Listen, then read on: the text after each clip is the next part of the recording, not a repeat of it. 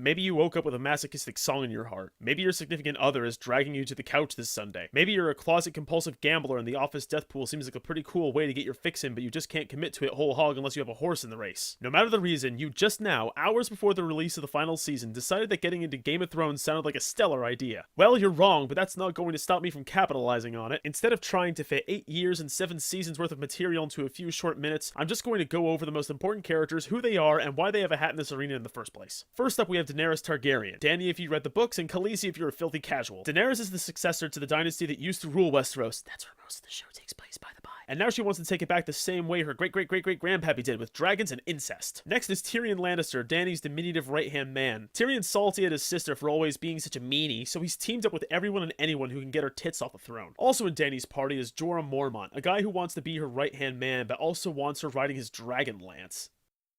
Did you get it? He's kind of wimpy and also old though, so she just sort of lets him tag along, tossing him the occasional biscuit. Actually banging Daenerys is Jon Snow, the one all the ladies scream over and whose parentage and upbringing I just don't got time for. Anyway, he's related to the Starks, who are the obligatory stolid northern folk every fantasy novel is required to have, and he really just wants to make sure that not everyone gets killed by the actual bad guys no matter what I say next. Jon's older half-sister, or at least he still thinks, is Sansa Stark, a young lady who's just sort of drifted on the tides of greater personalities all this time, but who wants to make sure that her family gets through this without all being turned into ash or zombies. Sansa's younger actual sister is Arya, a tiny, awesome murder machine with about half of Westeros on her get-fucked list. The other half, to her disappointment, already died, and if she hasn't killed everyone without Stark or Jon Snow in their name by the end of this, I'm going to slap the HBO writers and Georgie Martin for good measure, even though the plot of the book is so far divergent from the show by now that you could fit Cersei's ego in the space between. But we're not talking about Cersei yet, because first we have Rick and...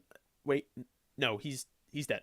Oh, right, Bran, Arya and Sansa's younger brother and the heir to the Stark name, title, and lands. Only he don't give a fuck anymore because he's too busy communing with trees, revealing bloodlines anyone reading the novels figured out by page -6, and generally being Georgie's druid from a D&D campaign nobody remembers. I guess it's time to talk about the people we don't like, though, so what about that Cersei Lannister bitch I've mentioned a few times? Well, just like Dany, she thinks that incest is dope, but unlike the Mother of Dragons, she doesn't have dragons, just huge shutters on either side of her head which block out anything other than her brother's loins and the nearest flagon of wine. She just wants to make sure that her inbred spawn take over Westeros and is willing to bang whoever or whatever to get her way. Aforementioned brother, by the by, is Jaime, who doesn't know where he really stands. He likes his little brother, but he also likes Cersei's cooch. He respects Jon Snow, but also likes Cersei's cooch. Are you starting to see a theme here? You're going to spend the entirety of the season yelling at him to choose bros over hoes and ditch his skanky sis for Brienne of Tarth's mammoth bod. By the way, while all these losers duke it out for control of Westeros, there's the Night King and his white supremacists, White Walkers. They're not even white, they're blue. Anyway, there's some of the few creatures capable of wielding magic in this world, and I can't think of anything satirical to say about them past that joke about racism because they are serious business, and if they win, no one wins. The phone is going off and I don't care.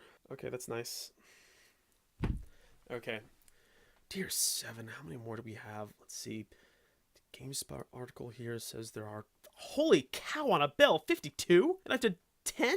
Ain't no one got time for 52. Okay, time for a lightning round of minions and lesser players. Dany's dragons, Viserys, Drogon, and Rhaegal are all alive, but Viserys, named after her pathetic brother, met a similarly pathetic end and now serves the Night King. Also following Dany is Grey Worm, a soldier, Missandei, who was a little girl in the books but is all grown up in the show and digs Grey Worm's castrated bod, and Varys the Spider, the most awesome eunuch you'll ever meet, and the only one who's going to manage to avoid Arya's murderous rampage once the Night King's so much burnt toast. Jon's got a cohort too, including Davos Seaworth, a pirate turned nobleman who isn't very interesting but we love him anyway, Sam Tarly and his squeeze Gilly, who have a son named Sam who isn't Sam's son. Sam's another who will avoid Arya's rage, but not Sam, that guy's screwed. Beric Dondarrion is a rogue lord with one eye and his own little band of thieves, including the Hound, Sandor Clegane, whose character arc is perhaps one of the finest in the entire series, with highs, lows, betrayals, and redemptions that deserve a show all their own. And Genji.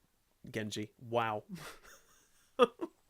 And Gendry, bastard son of a king who died in the first book and who is actually my choice for coming out atop the Iron Throne by the end of this. Sandor's brother, Gregor, is an undead dude in armor that serves Cersei and doesn't say much. And Bronn is a mercenary in very little armor who serves Jaime and talks way too damn much while still making me wish he had more lines. And last but certainly not least is my boy, Hot Pie. Fucking Hot Pie. And that's all you really need to know about Game of Thrones. If you look at your death pool and didn't hear someone's name here, just go ahead and mark them dead. Their characters aren't significant or interesting enough to bother with anymore if they ever were at all, so they'll probably die for the sake of saving a bit on payroll if nothing else. Okay, bye.